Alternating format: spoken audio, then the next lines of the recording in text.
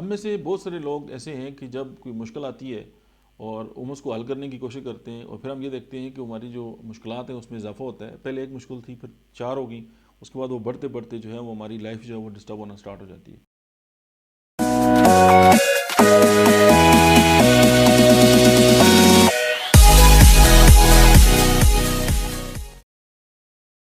उसकी basic reason ये है कि हमारी जो वो मुश्किल है, हम मुश्किल तो नहीं, उसको अगर हम चैलेंज का नाम दें, नहीं, वो जो चैलेंज हमारे सामने आए हैं और फिर वो चैलेंजेस जो हैं वो उसकी शक्ल इख्तियार कर लिए, तो हम अगर उसको हल करना चाहते हैं तो फिर हमें देखना होगा कि उसकी जो रूट काज है वो क्या है।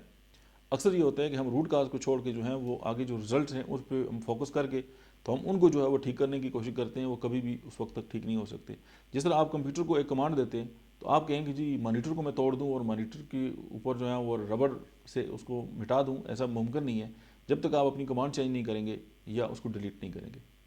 तो अगर ज़िंदगी में कोई चैलेंज आ गया या कोई मसला आ गया तो आप ये देखें कि उसकी रूट काज क्या है, और सही जगह पे अगर आप हिट करेंगे तो डेफिनेटली आपका वो मसला जो है वो ऑटोमेटिकली जो है वो ठीक होना जो है वो स्टार्ट हो जाएगा। हम अक्सर ये होता है कि हमसे को अगर कोई गलती हो जाती है तो हम बजाय इसके कि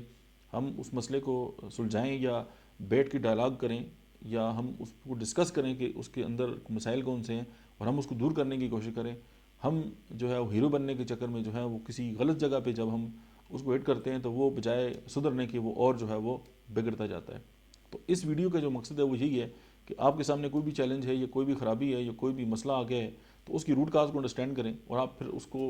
विजनरी होकर उसके मुख्तलिफ पहलुओं पे फोकस करके उसको देखें कि आप अगर इस एंगल से इसको हल करेंगे तो उसका क्या नतीजा निकलेगा, दूसरे एंगल से हल करेंगे तो क्या नतीजा निकलेगा, और तीसरे एंगल से आप उसको देखेंगे तो क्या नतीजा निकलेगा। लेकिन इसमें यह भी ज़रूरी है कि जिस एंगल से आप देख रहे हैं ज़रूरी है कि वो ही सही हो।